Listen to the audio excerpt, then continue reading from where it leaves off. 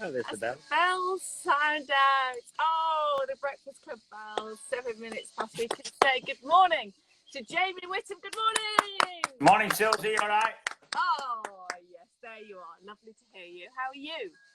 Yeah, really well, actually. It's not quite as nice up in Yorkshire as what you seem to be enjoying down in the Côte d'Azur. And what were those things? They weren't crickets. What were they? Cigars. Cigars. What is a cigar? Well, I honestly thought that for years. I've just thought, God, the cricket's allowed. But they're like a sort of, what are they? Like They're a like bug? a big blue bottle bug. Like a bug, yeah. Not like a bird. It's like a bug thing. Yes. Yeah, it's an insect. They only come out when the temperature reaches a certain heat. Then they all come out. Then they Certain die. heat. Certain heat. Right. Okay. Yeah, so there you go. You've learned a new thing today. Right. We get the odd stray dog noise in the morning, but we don't get cigars. Right. I could package a few up and send them over. Maybe, like, if they have to put some sort of radiator around them, though, to wake them up. Otherwise, they'll never sound. I'm not sure how well they travel. No, I don't think so. Hey, listen. What's happening with British Superbikes? And what's happening with you covering British Superbikes?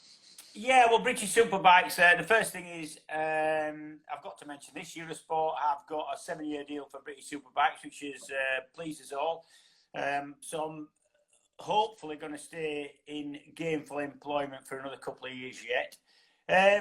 Yeah, British Superbikes, this all set for a 6-round, 3 races per weekend for the Superbike class. So therefore 18 race championship.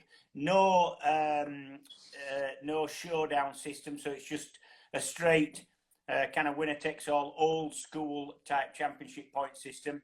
And we kick off at Donington the first full weekend in August, and it's then thick and fast because we've got to dovetail or try and dovetail as much as we can World Superbike with, and when I say we, I mean Eurosport, because we cover both World Superbike and British Superbike. There's 4 clashes. Basically, it's the same problem that everybody else within sport is having. The fact that they're trying to squeeze a full championship, premiership, whatever they're trying to do. They're trying to squeeze it into perhaps 8 or 10 weeks at the end of a season. So there's going to be a lot of clashes. There's 4 clashes, BSB to World Superbike, but we'll do our best to cover both as well as we can.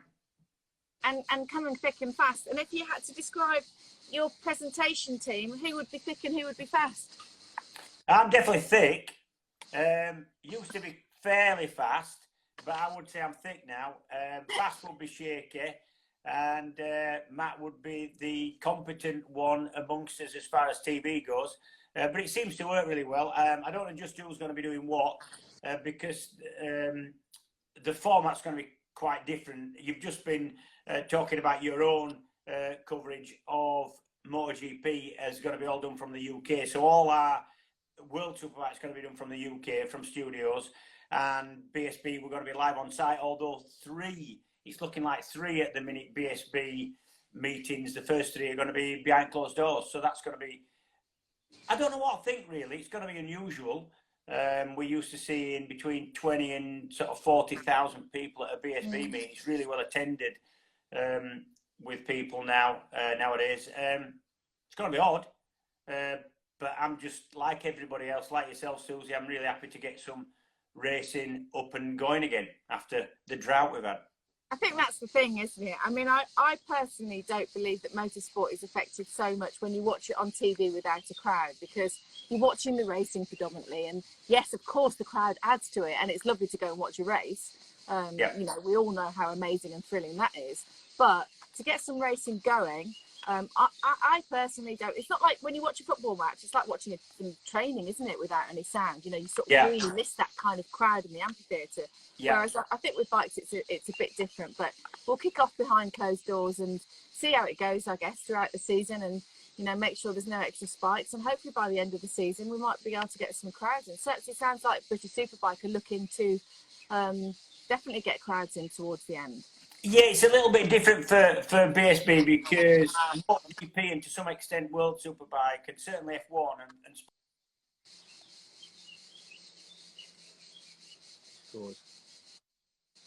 and survive on TV rights and other sponsorship where BSB really relies on for income and for revenue. It relies on the fact that people are paying their hard-earned to go and sit and watch an exciting day's racing. So how long BSB can afford to run without crowd is questionable, I think. Yeah, I get that. But with Stuart Higgs at the helm, he'll be, you know, pulling all the right strings and doing everything right to get it going again. And he's a great kind of conductor of the orchestra, really. Isn't He is, yeah. I mean, yeah, he's been in charge for a long time now, and there's not many bad mistakes given a set of circumstances that he's made. He tends to come out with the best possible outcome, I've got to say. So with a bit of luck, by round 4, we will be racing in front of crowds again. So yeah, good stuff. Yeah, that sounds like really fun, because it's actually quite complicated to do a studio setting as well, isn't it? Because you have to legally have the social distancing. So, you know, we can't all be squashed up on a sofa anymore. There's got to be a gap. There's got to be a gap between me and Hodgie. Yeah. I mean, you're always going to want a gap between yourself and Hodgie, aren't you? Really, if that's possible. Actually, one of the things that, from my little point of view, obviously, my biggest job at both World Superbike and BSB meetings is in the commentary booth. And myself and my co-commentator, who are various, but mainly it's Jack Bernicle and it's Greg Haynes, will be sat in different booths in different parts of a building. And we won't be able to see each other. Yeah. We'll only be able to see each other on the monitor. So that's going to be quite different, because if you can imagine, I mean, you know how it works. You've sat in the commentary booths quite a lot over the years, I would think. Yeah. You know how that goes on. And when especially when you've got an exciting race going on, you're trying to talk, your co-commentator has something to say, or you have something to say when he's talking. You need these little sort of cues and little little indication from each other that you want to talk. You don't want to talk over each other. So you get a little rapport going. And that's going to be really difficult from a different room in a different part of the building. So we'll see how it goes. Yeah, that is going to be tough, because the visual cues, there are many. I mean, actually, what we do on BT Sport is we have a porter cabin in the TV compound, which contains the commentary area. And then there's a curtain. I mean, honestly, it's supposed to deaden sound. But then whoever's not commentating, including me, sit in the next bit at a table with our laptops doing stuff. But the curtain's constantly going like this. Messages are being passed around, pointing at screens, timing. Gosh, it's going to be very difficult for you to not overlap, actually, isn't it? Good luck with that. Yeah, well, we'll see how it goes. I mean, we'll have to come up with some kind of system that works. But that, you know, that's the way it's going to be for the time being. And you know, the bottom line is it's lovely to get some racing going, and whatever we've got to work with, I'm sure we'll make something that's palatable.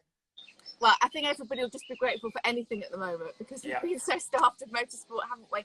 I have to say hello to Mr. and Mrs. Stavros, who are watching, which makes me think, Jamie Whitham, what's your favourite Stavros story? There's so many Stavros stories. Right, for those that don't know, Stavros I have worked with lots of times, not so much in the commentary booth or around the race meetings, but within the industry. So at the bike show, we've got a live stage show going that we've had for over 10 years now. So I know Stavros really well. I've travelled with him, I've eaten with him, I've been in cars with him, and you know what he's like. The man is like a mischievous 15-year-old trapped in an old guy's body. And he's one of the paddock's biggest practical jokers. He never stops, never ever stops. Whatever's happening, he has some kind of practical joke either with him, or he can make something up. Everything from he'll break into your hire car at a meeting, because everybody uses hire cars, especially at the flyaways. So he'll break into your hire car, he'll get a full pot, a refilled pot of white pepper or some other kind of, you know, noxious powder, chili powder or something, tip it down the air vents on your hire car, turn the fan on to full, so when you turn the ignition on 2 hours later, you get a face full of pepper, burns your eyes, or puts jam in the toes of your shoes, or puts a water bucket on your hotel door, so when you go in you get wet at night. It's just constant. Probably the best story, and I don't know whether this was one that backfired on him, basically. So down at NEC last year. This is going back to last year at the NEC motorcycle live show. We're stopping at a big hotel in Solihull. Obviously, he's stopping with his missus in his room. I'm along the corridor. And you're up quite early when you get into the bike show to work. You're up at perhaps 6 o'clock to get a bit of breakfast and to get into the show by maybe 7:30, 8 o'clock to get set up. So the next door room to Stavros, there's been some shenanigans. There's been a little bit of party going on. They're drinking, they're making a lot of noise, and Stavros can't get to sleep. So he's so annoyed, he didn't really go around and confront the people that night because he didn't want to cause any hassle. So what he does, when he gets up in the morning, he figures that the people within that room that was causing the noise the previous night will be lying in because they were up till perhaps 4 o'clock. So he's got his bags because it's checkout day, it's the last day, it's Sunday. So he's got all his bags that has been there for 11 days. So he kicks on next door's door to wake them up, to give them a bit of lack of sleep, just like they give him the night before. So wasn't expecting anybody to be jumping out of bed or doing anything. He expected him just to be woken up by his kicking of the door.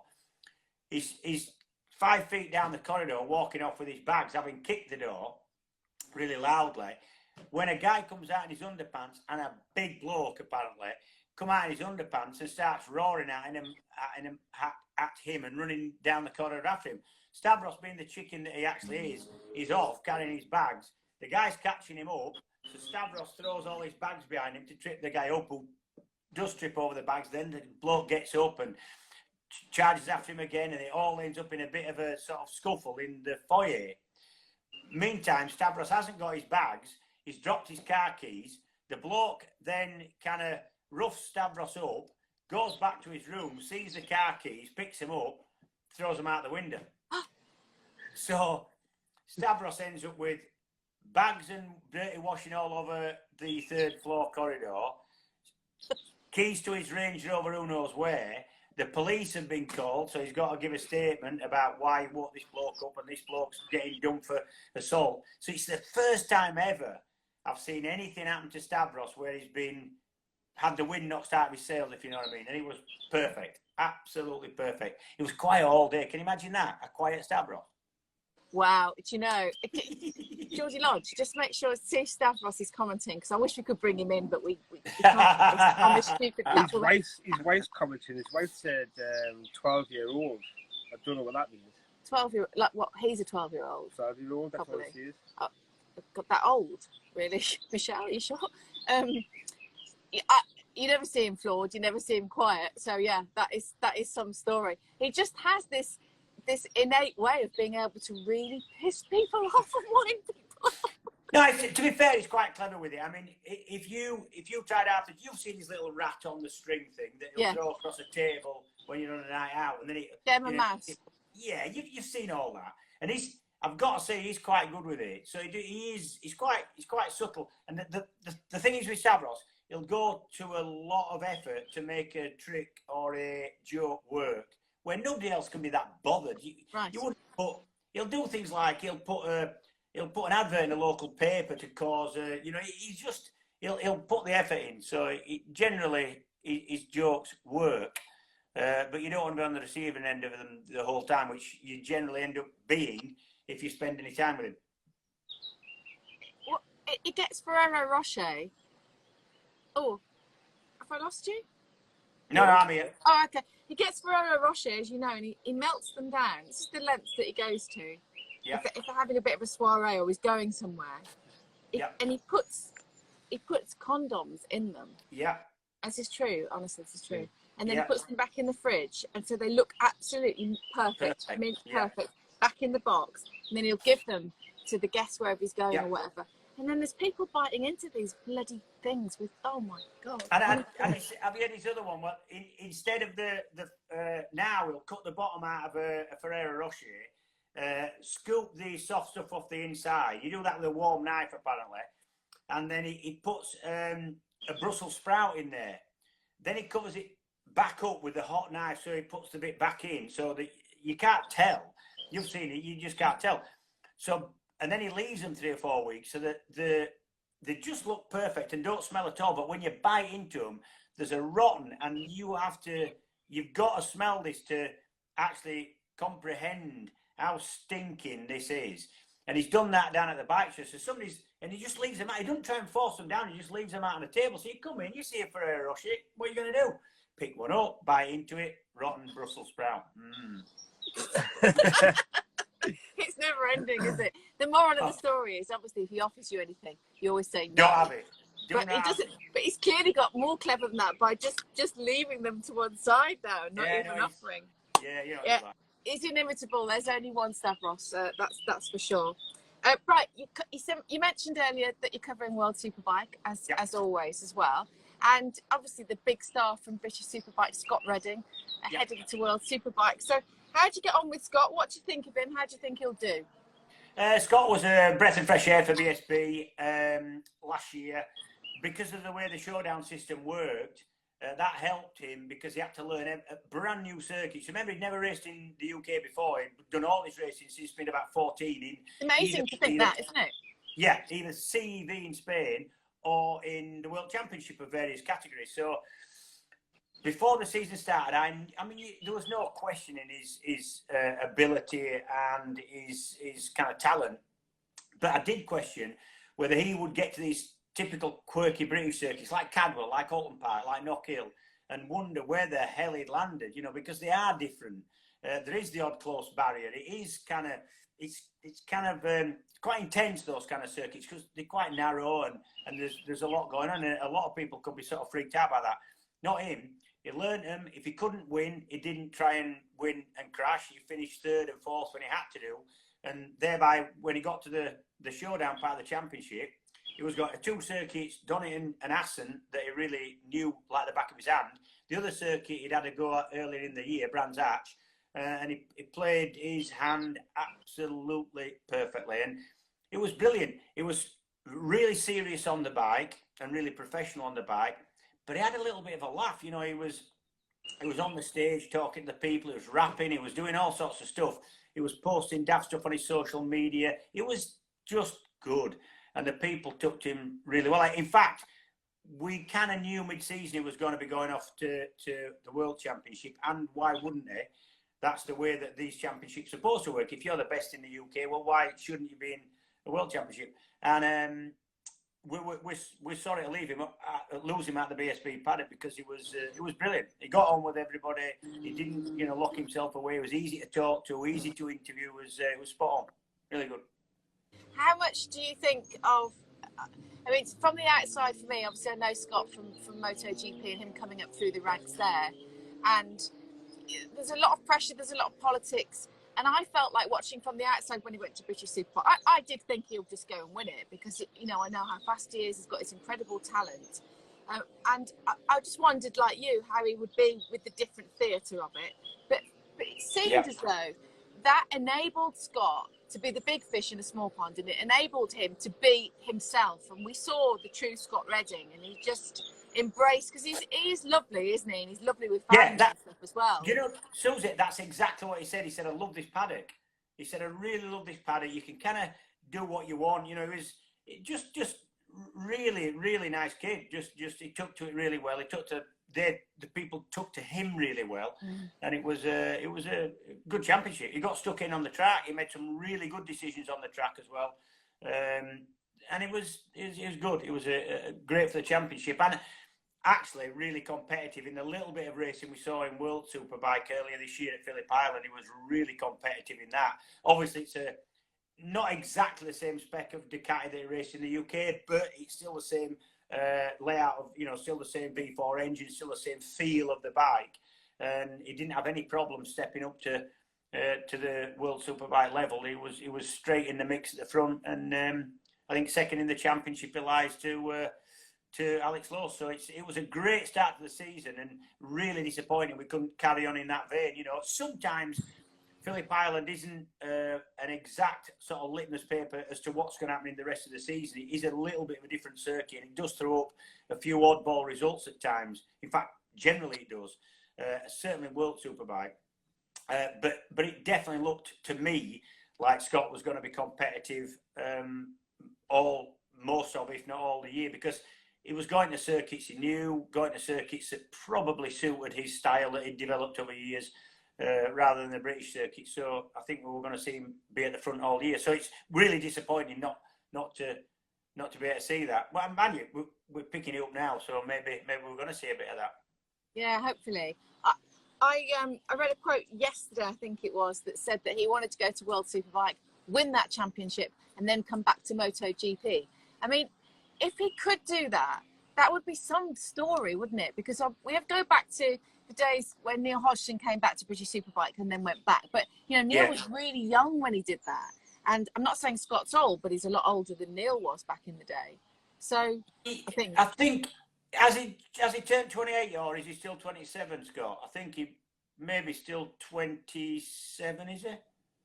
He's not. Anyway, he's not old. No. He's not, certainly by today's standards, because it tends to be, I think, slightly safer in terms of you're not knocking yourself about just as much. Bikes are different. They tend to not have the huge crashes now with the electronics at World Championship level that they used to do back in the sort of V4 two-stroke days. And because circuits have tended to get safer, airbag systems, runoff, all that kind of thing, that riders are able to race and be competitive a little bit later. We've seen over the last few years that riders are able to compete later in years, more advanced in years. So who knows? I think he just about has time to do it. It's a massive ask, but hey, who knows? That'd rival. I mean, if he can do that, that would rival things like Freddie Spencer's 250 and 500 win in '85. It'd probably rival Surtees's unique world champion on 2 and 4 wheels, I think. So hey, let's see. Yeah, it would be a spectacular story. He's got to beat Johnny Ray, of course, to do that. I mean, how good is Johnny Ray? Johnny Ray's brilliant, and Jonathan Ray, his huge asset is the fact that over a season, him and the team always seem to make good decisions, whatever set of circumstances you throw at them. So if you chuck inclement weather, a circuit that's been resurfaced like we saw in Argentina last year, that people didn't, there was a sort of semi-riders boycott because it was too slippy, it was dangerous. He just gets his head down, works out the best possible kind of set of circumstances for himself and the team, and gets his bike as competitive as possible. He don't complain, and he always gets the best result that is possible for him on that day, given them circumstances. So over a season, he's a difficult man to beat. We saw him, I think, about 105 points or something behind Alvaro Bautista mid-season last year, and he won it before the last round. So, I mean, how does that work? That is a swing and a half, is that? And nobody else probably could have pulled that one off. He kept his powder dry. He kept biting his sort of lip and not saying too much when he got beaten into second place. And he was there at the end because of that. So, he's going to be always going to be difficult to beat over a championship, is Jonathan. Incredible mentality and incredible strength to not panic in that situation, and to be able to look at the season as a book rather than chapters. And I think a lot of bike riders, and I understand why, can only look at each chapter and only look at the next race. But it does seem that Jonathan can look at the whole season. It's an amazing way of looking at racing, and obviously works for him. I mean, I really wish that he'd raced in MotoGP. I would love to have seen him against the guys in MotoGP. What's your feeling on that? Yeah, exactly that. I would have loved to have seen him in MotoGP. He had a couple of rounds in there, and I think he had a 7th and an 8th maybe. When he looks back on that, he says that at that point, he thought he was going to, at some point, get a competitive ride within MotoGP, so he wasn't too worried. And he was more interested in finishing on the bike than he was pushing hard and seeing how fast he could go and chancing jumping off it. He says, looking back, if he would have known that he was never going to get the chance with Honda at MotoGP, that he would have actually pushed on and just tried to be impressive with his speed. He said he could have gone a fair bit quicker. He thinks he would have taken a few risks. So that would have been good to see. And I think a little bit the same as Carl Fogarty. He's always going to look back. He says he's not going to, and Carl says he doesn't do this, but I'm sure that the pair of them, in the heart, we'll look back and say, do you know what? I'd have loved a couple of 3 seasons at that level just to see where it would have ended up. Do you know what? When Carl came on, actually, he did say, and it's the first time I've heard him say it. I could be wrong. He could have said it in an interview, but I've never heard him say it. He said when Cal Crutchlow won that first race, and everyone was going, "Oh, you know, it's 35 years since Barry Sheen." He said, "I wanted it to be, you know, 10, 15 years since Carl Fogarty." And it was him sort of admitting, saying, you know, I wish I'd been in MotoGP and pushed harder for that. But of course, at the time, World Superbike was so big in the UK. I get that. That's the thing. World Superbike was huge. 500 GPs were kind of in the doldrums. It was very competitive at the front, but you didn't have the huge depth of field that you've got in MotoGP now. And Carl would have been good. I mean, Carl loved the 2 strokes. The few races he had, he stood in for Frankie Killy once on a Honda. He rode Kajiva at Donington and was lying in a podium position, and he ran out of fuel the last lap, and Mackenzie beat him into third. But I'm sure he would have been competitive, and I'm sure he's going to look back. If he doesn't now, it sounds like he does, but I'm sure he's going to look back at some point and say, yeah, I'd have liked a season or 2 at that level. And I think Jonathan will do the same, actually. But that said, they've both done all right out of the job. Oh yeah, I mean it's you know, it's a kind of nice debate to have with yourself when you're at that level, really, isn't it? It's a nice thing to look back on. You talk about the depth of field there in MotoGP. I mean, I think it's a golden era of MotoGP. Yes, Marc Marquez has been at the front winning for every year that he's been in the top class, apart from one where Jorge Lorenzo took his ride. There's a lot of interesting stuff being talked about around the MotoGP paddock at the moment. I don't know whether you follow it that closely or what you think of it, but actually, no, I've got to be honest. MotoGP I watch when I can. I'm going to be able to see very little of it this upcoming season because I'm just going to be that busy doing everything else, as well as World Superbike and British Superbike. I've got my track days to do. I've got all sorts of. And I watch it when I can.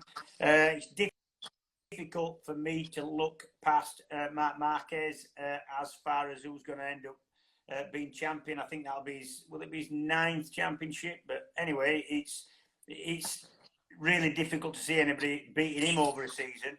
Love Quartararo just because he's fresh and because he's a bit giddy at times. I've got an immense amount of respect for Cal Crutchlow just because, and sometimes it's self-inflicted, but he never seems to make it easy, and he always seems to be his best when things have gone really badly wrong and his back's against the wall kind of thing, you know. And the way he rode with a badly broken ankle, it wasn't even a cracked ankle. People think they broke their ankle when they popped over on the bottom step and had a cracked ankle. I've broken both ankles, one of them really seriously, that put me out for quite a long time, and it's still full of metalwork. For him to do what he did, you've got to want him to do all right, because you don't get that kind of bravery and commitment every day, you know. So I'd love to see Cal getting some kind of results, if not championship wise, you know. At least he's going to be one of them men that'll pull something out at some point during the season. So I do follow it. I want to see. I'm keen to see how Jake Dixon goes, because Jake's a good mate of mine. We were trialsing together. I know him from his BSB days. I know how much talent and guts that kid has. It just, for me, I feel he just needs the bike that suits him. This year might be that bike. He's got a chassis that he likes now. Also, with them being on the slightly more powerful and slightly heavier Triumph engines in Moto 2, I think that's going to suit his sort of superbike background to some extent. So that'll be interesting for me to see as well. Are you there? Yeah, I'm here. Oh, sorry. Actually, you know, the amazing thing about that wasn't my internet or technical prowess that caused that dropout. I think it was yours, which that is unbelievable, because I am such a technophobe with all this stuff. I'm surprised it's working at all for me, I've got to say. It is. It's working perfectly for you. It's here. It's because it's so hot. So we're doing a bit of a fridge phone switcheroo just to not lose it like we did last time, because there were so many people were so gutted. It was such a fun chat last time. And to not have it was, extraordinary. But we did get the best bit, I think, which was the story about Foggy being lying about his age, and your reaction. Yeah.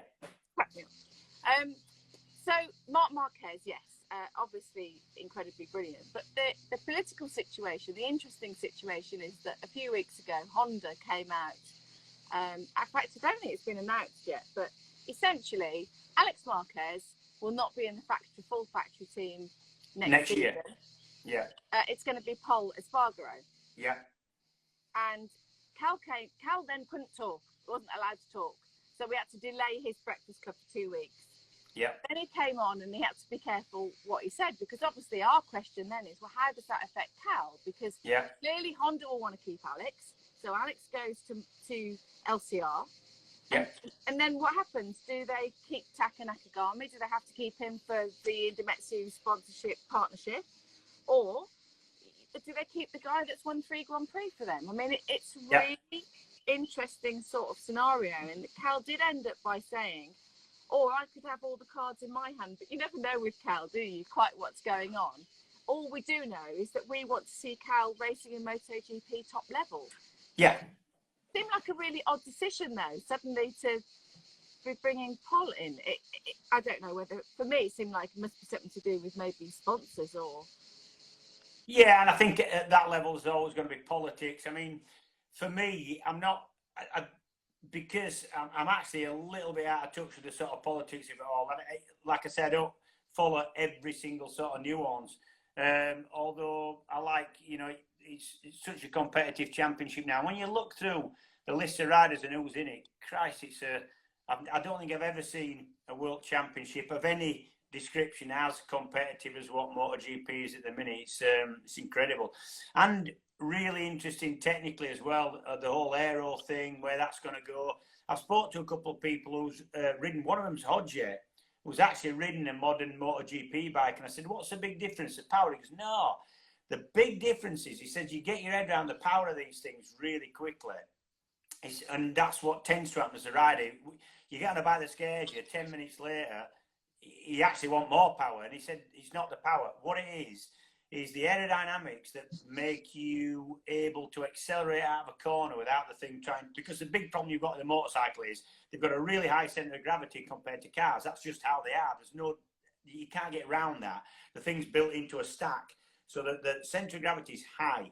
So once there's only a certain amount of accelerating you can do physically before the thing wants to pivot around the back wheel and wheelie. But he said the way that you expect it to wheelie, but the aerodynamics cause it not to, is incredible. He says you cannot get your head around how fast it accelerates out of corners. It's not the actual power, it's the way you can use that power in accelerating. So the technical side really interests me. What is interesting is a couple of the teams now have got either Formula One aerodynamicists involved, which they have been the technical. All the advancements in Formula One over the last few years have been down to aerodynamics, because they've been really hamstrung with everything else. So it all comes down to aerodynamics. A couple of the teams that have actually got proper aerodynamics, aeroplane people involved. So that really interests me, the way that's going to go, and whether it's going to be capped in some way, or whether it's going to be sort of almost some rule book. So it's that's really interesting for me, because I've got more into the mechanical side of it over the last few years, because I'm spending a lot of time home working on bikes, and I'd be really interested to see how it ends up. I'd love to ride one. I would, before I'm too old to even give it the beans, which I'm not far off that. I think I probably would shit myself if I got on something with 270 horsepower or whatever they've got. But I would like to ride one just to see how the aerodynamics work. Yeah, we'd love to film that. We'd love to see you riding. That would be great. If only you worked for our channel. Oh, yes, all right. Which we hoped that you were going to be, actually, but clearly that hasn't worked with everything that's happened with COVID. I guess that all kind of slipped away for BT Sport. But just going back to the sort of technicals, that leads me to ask you a question about the new Michelin rear tyre. Yeah. So, in essence, it gives a bigger contact patch. It gives bigger connection, doesn't it, for the back tyre? So that then affects the front. So do you think that that's going to favour the Suzukis and the Yamahas in terms of turning? Yeah, right. So the big thing is they've got this new rear Michelin tyre.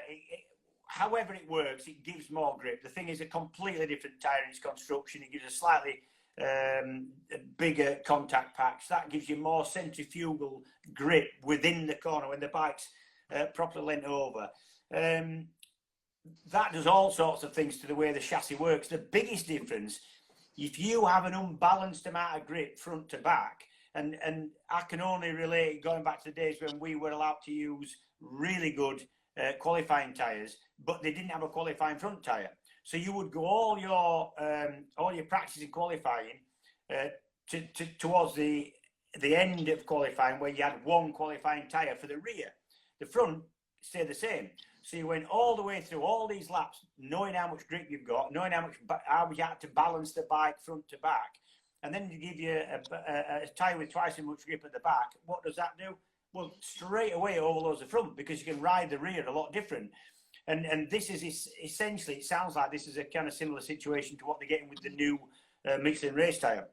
There's ways around that, and you've got to ride to the amount of grip you've got on each end, and I'm sure the top riders will get their head around that pretty quick. But what it will also do is give the chassis, different features of a chassis will give the best outcome for different levels of grip. Do you know, I didn't explain that really well, but if you get a lot more grip, different things happen to the chassis. So sometimes you need a stiffer chassis. Sometimes if you've got a lot of flex in a tyre, the movement comes from the tyre, not from the chassis. Sometimes if you've got a really grippy tyre, you need a more flexible chassis and suspension to give you the feel that the rider needs to push towards that sort of fine edge.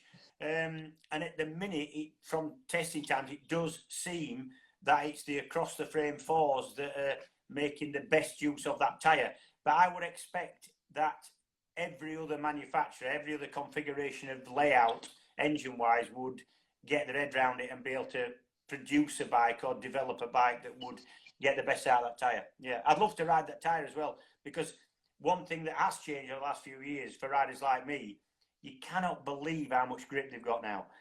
It's absolutely incredible.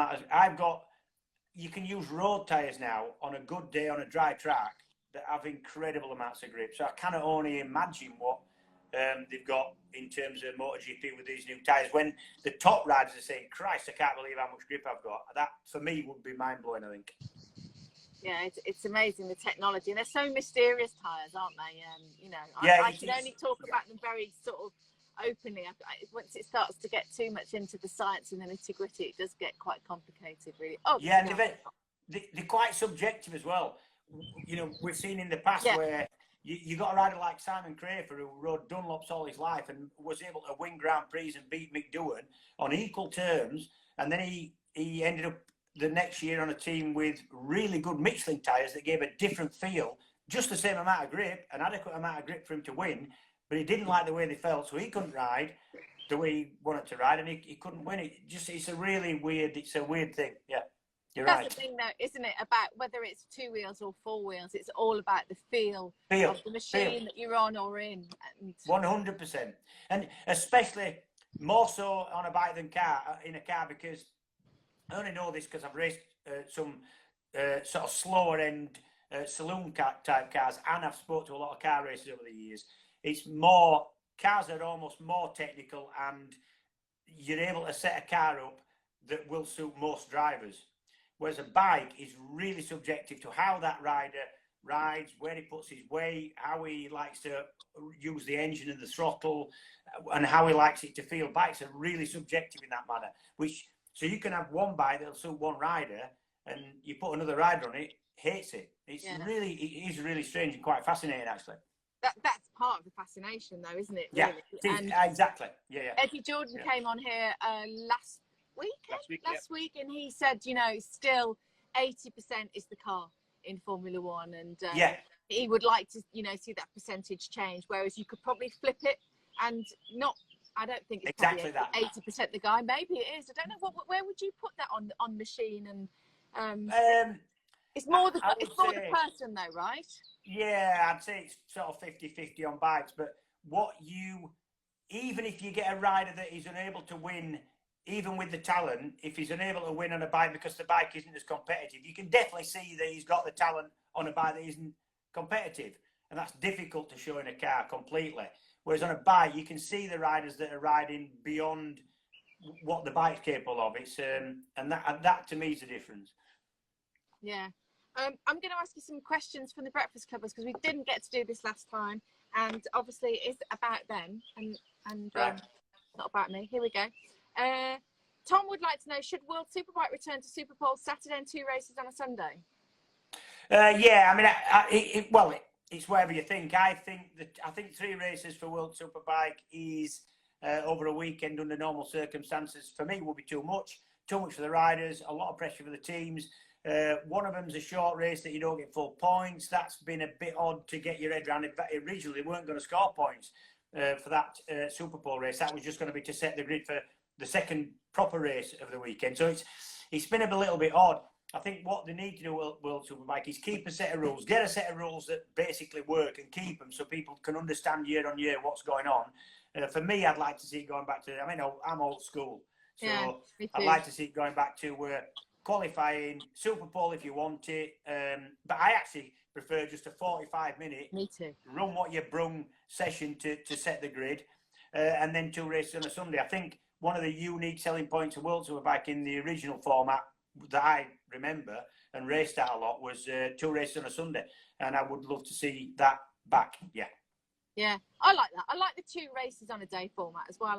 I remember, running up and down the pit lane, seeing what people were changing, seeing how the second race would go, and and it would be very different. Always the second race. It was always quite fascinating. Right, the Stavroses, they sent this one in, so I'm going to ask you: do you still like to sit under a hairdryer? What is this thing about hairdryers in you? No, right. So this is quite embarrassing, really. I don't get embarrassed. When I was a kid, I was reasonably good at school. I know people won't believe that, but I did pass every single exam I was ever set. There were O-levels in them days, Suzi. You won't remember O-levels. I think the GCSE. I did O-levels, Jamie. Did you do O-levels? Right, After okay. last year, So yeah. I actually passed 9 O-levels, and which was a surprise to everybody, including myself. But one of the reasons is my mum had one of those big, the hairdryers that are on like a tripod on wheels, and it just fits on your head. Yeah. And you pull the front down. Well, my house, I used to sit under it and do my revising with the thing going, so I couldn't hear anything else. I was in my own little world because of this warm air going around my head, right? Which sounds odd. However, in my defence, I was brought up in a house with a mental dad, a loud mum, and 3 nut sisters. So to get a little bit of privacy in an average size house with all them people and mates and all that going on was almost impossible. So to get into my own little world so I could actually concentrate on what I was doing, I used to get under the thing, shut it, look out the bottom and do my revision. And it worked, honestly. I owe my 9 O-levels to a second-hand hairdryer. It's like a Blue Ridge genius. A Blue Ridge genius. That's probably why I'm going bald now. I burnt it all off as a kid. So you passed and you had a bouffant at the same time. Oh, I looked a right state going into school. I singed it a lot of the time, actually. I'm not surprised if you sat under it for that long. Hours. I'm still blown away by the fact you've got 9 O-levels. That's pretty good going. Yeah. Nice. Great story. Quiz Aid, what happened to the band? What happened to the Po Boys? The poor boys, I think the best way of putting it would be we ran our course. We started the band up for a bit of a laugh, like all these things start, because even then we were too old to be ever anything other than enthusiastic amateur covers band. Really enjoyed it. Because of my involvement in racing and my profile in racing at the time, we got offered some really good gigs, so we ended up playing to sort of 15,000 people a couple of times at various bike events. MotoGP, we played in the conference centre at Donington one year. We played at Brands Hatch World Superbike a couple of 3 times, Donington World Superbike, and we really enjoyed it. But after a while, for most of the time, you're not playing the big gigs. You're not playing the Doningtons and the Brandsers. You're playing, the Dog and Duck in Allerton Bywater, or you're playing the flipping King's Head in Lockwood or wherever you're at, and you're humping drums and equipment up and down stairs and getting, coming home stinking of smoke and all that. So it kind of ran its course. Yeah. Me and there's a couple of the guys out the band don't play anymore. I still practice a little bit, but I don't play with other bands. The lead singer went on to form a band with his 2 kids who were then reaching age where they were playing guitar. And Coddy, the bassist, our brilliant bassist, is still one of my best mates, and he stands, because he's such a good bassist, and bassists are in short supply in a lot of the sort of pub bands around the country. He plays with about 3 or 4 bands. And unusually, when we were playing, somebody come up with an idea, right, why don't we do I Fought the Law by The Clash? Right, we'll learn it for next week and we'll practice it next week. So you all go home, you listen to it, and you learn it. So when you go to rehearsals the week after, you've all got an idea of what you should be doing. And that always worked. And I think that works for most bands.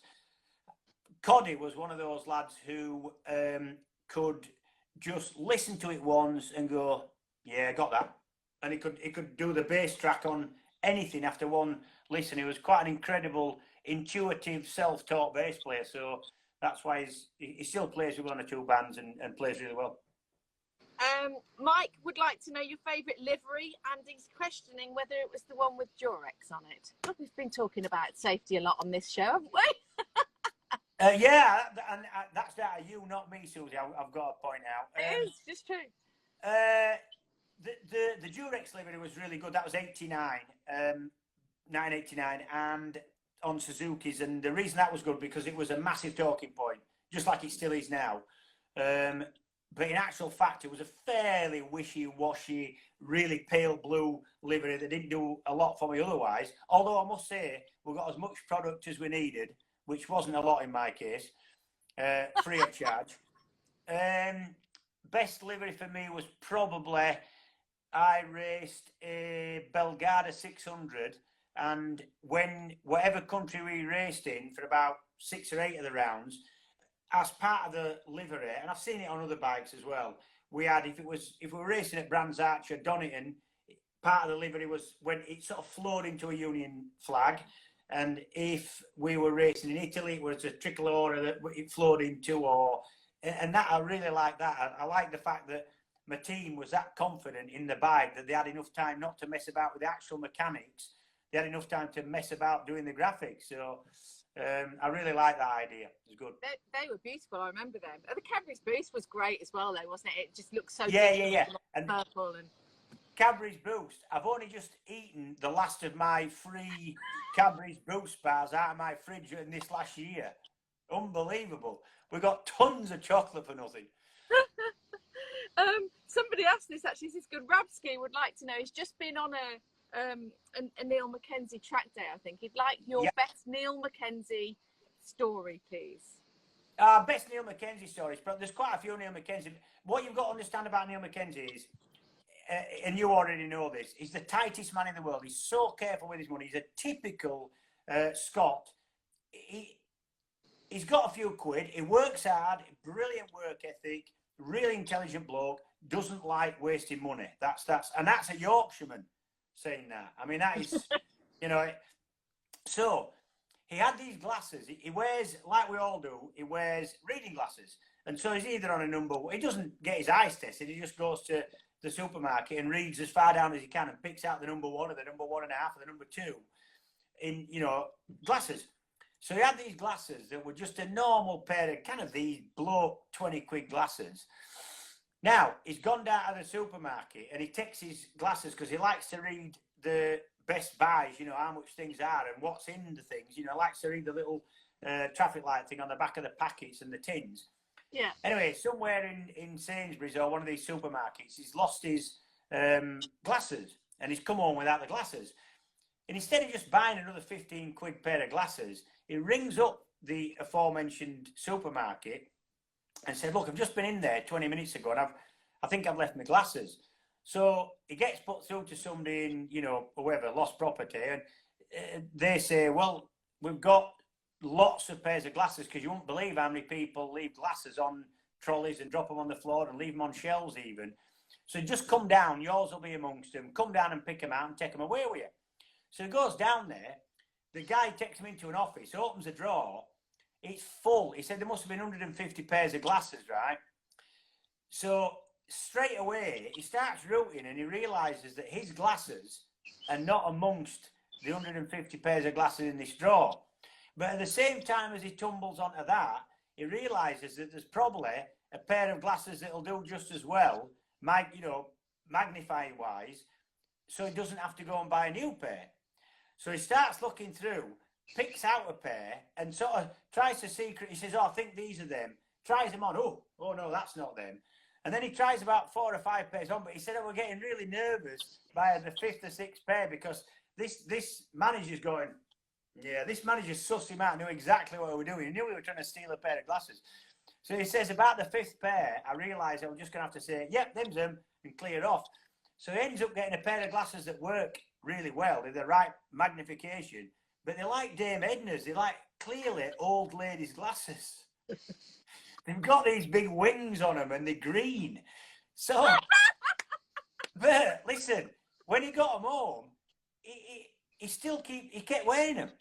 He kept wearing them because his whole story only came out because we were in a restaurant having a meal with him and Jan, me and my girlfriend, and he pulled his glasses out to read the menu. I'm going, "What the hell is with the Dame Edna's?" He goes, "Oh, there's a bit of a story there." He still uses them. He won't throw them away. He is very tight. Good bloke though. I mean, he's a lovely, lovely fella. Apart from the tightness. Hey, are you there? It's me again. We've swapped the phone out the fridge. Yeah, I just wanted to get you back on to say thank you, really. And that story about Niall Mackenzie is just absolutely cracking. And we've got through most of these questions here. Just one from Jan Bumpy, just to finish with. The fastest rider you think you've ever ridden against? I was privileged to ride a couple of Grand Prix in the V4 era and race against Mick Doohan and Kevin Schwantz and Wayne Rainey and all the rest of them. That was unbelievably impressive at the time. One of the reasons were it became apparent really quickly how difficult those things were to go fast on, and how, I mean, you walk through the 500GP paddock in the early 90s and everybody had a limp or a plaster or a bit of blood trickling out the leathers or something. You know, it was a really sketchy thing to be doing back at that time. And so I feel privileged that I raced with them guys. Fastest rider, back to the question.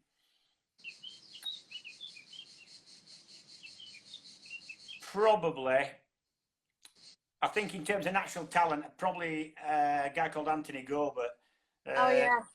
Who I've never seen a man born with as much talent as he had. It was incredible. He was in the Suzuki Factory 500 team when I was in the Factory World Superbike team, and we tested quite a lot with him.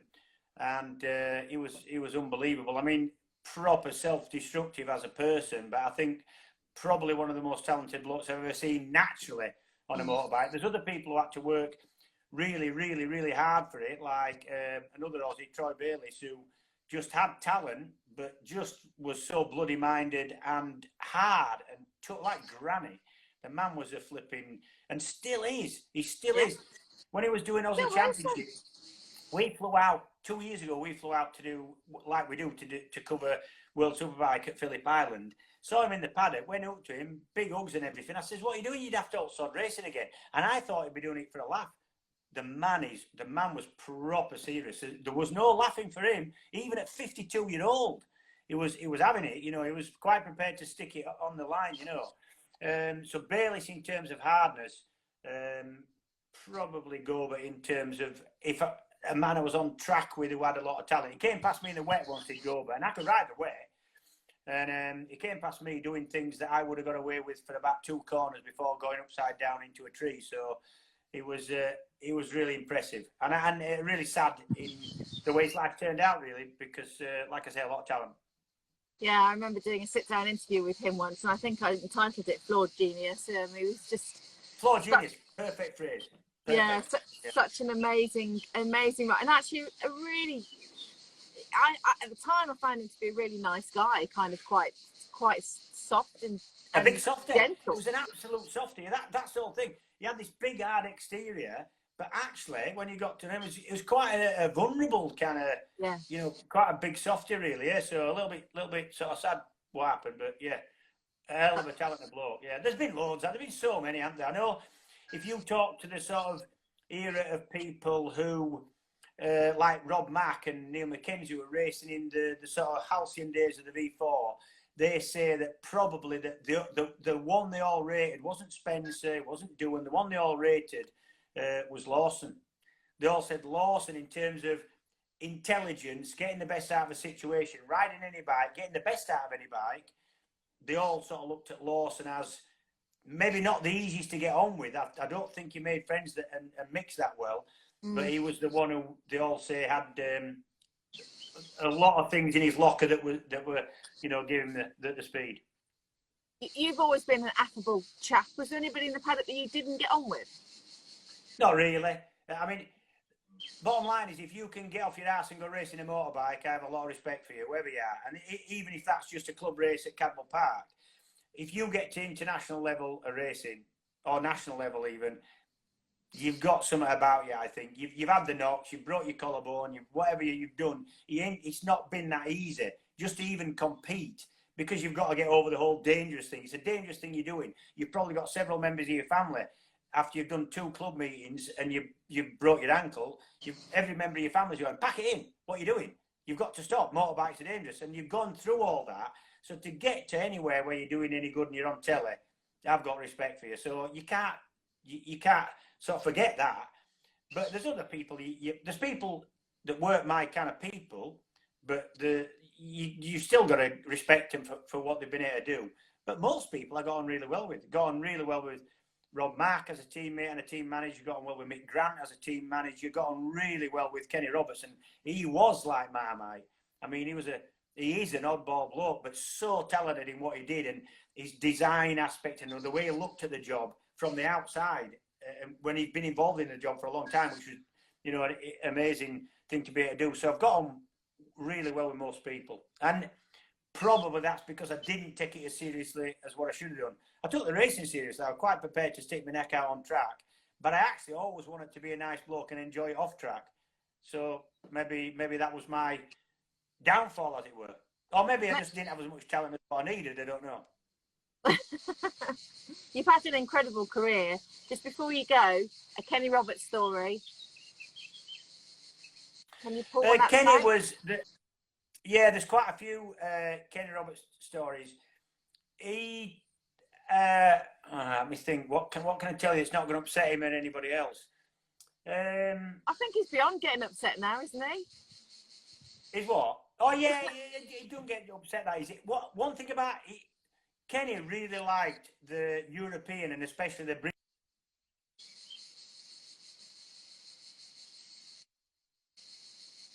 It's all sarcasm with Brits. It all works back to sarcasm. You can say quite the opposite thing to what you mean, if you know what I mean, and it's funny. And he really enjoyed that. He got his head around it as well. It took him a little bit of a while to get used to the Yorkshire accent. I think probably the funniest thing was he had me going out on long runs. He'd had the board put out when I was riding the KR3 Medinas. He'd put the board out, stay out, and I thought that was because he wanted me to get the long runs to do a race simulation, to get the tyre used and therefore feel what it's like when it was going off. And in the debrief, and I'm sure he only said this to take the piss, he said, when I put a sign out to say stop out, he says, you got to stop out. I says, why? If there's something wrong with the bike? He says, well, I might have your missus in the back of the truck at that point, and you don't want to be coming in, do you? And I was like, oh, okay. I said, but straight away I said to him, Kenny, this is in front of all the mechanics. He said that to deck me. And I says, Kenny, for that particular attraction, there is a minimum height requirement. I'm not sure you'll come up to the height requirement. So I was able to sort of spin it back at him. But Kenny was brilliant to work with. I tell you, he was a really good team manager who didn't do a lot of team managing, and he's not in the paddock anymore. Christian Sarum, what a great team manager. Very passionate. Really? Christian Sarum was the most passionate team manager. I saw him, he gave us a pep talk when I was riding the endurance bike with a whole French team. Me, French teammates, French team, and Christian Sarum as team leader. He gave a pep talk, and it was kind of a us against the world kind of motivational speech before the season started, right? And he started crying. He cried. Honestly, very passionate, very, very lovely, lovely fella is Christian. Really enjoyed working with him. Mad as an egg. Yeah. But very passionate, yeah. Commentates, and we had him do a little feature for us actually a few years ago in Le Mans. Lovely guy. Anyway, listen, before this phone blows up, thank you for your time. Good luck when you start in August. Again, we hope the British and the World Superbike all goes very, very well, and I hope to see you somewhere soon at some point. Yeah, I tell you what, it's been lovely having a couple of chats with you. It's a really nice thing you've been doing as well in lockdown. We've all tried our best, but you seem to do a little bit more of a professional job than most of us have managed to do, to be honest. And that's probably down to the Geordie, well, your own personality and the Geordie logic, I guess. But yeah, I've enjoyed it, and thanks for what you've done. And I'll no doubt see you about something just to do. Thanks, Suzi. Thanks. It's been an absolute pleasure to have you on, not once but twice. In fact, you're the only guest that's been on twice. So thank you very much, David Whitham. Hope everybody. Cheers, Suzi. Thank you.